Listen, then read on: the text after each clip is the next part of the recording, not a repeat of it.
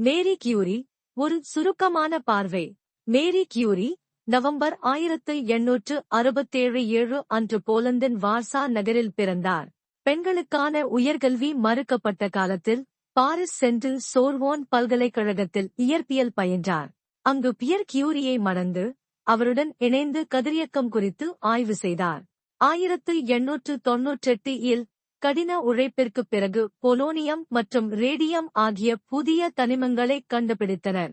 இவர்களின் ஆராய்ச்சிக்காக 1903 இல் இயற்பியலுக்கான நோபல் பரிசு பெற்று, நோபல் பரிசு பெற்ற முதல் பெண் ஆனார்.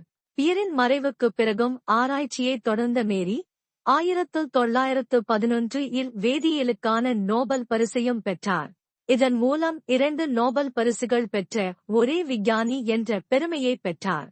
முதல் உலகப் போரின் போது நடமாடும் எக்ஸ்ரே அலகுகளை உருவாக்கி வீரர்களுக்கு உதவினார்.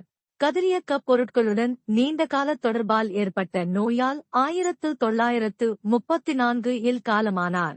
அவரது கண்டுபிடிப்புகள் மருத்துவத்திலும் அறிவியலிலும் புரட்சியை ஏற்படுத்தி, இன்றும் அவர் உத்வேகமாக திகழ்கிறார்.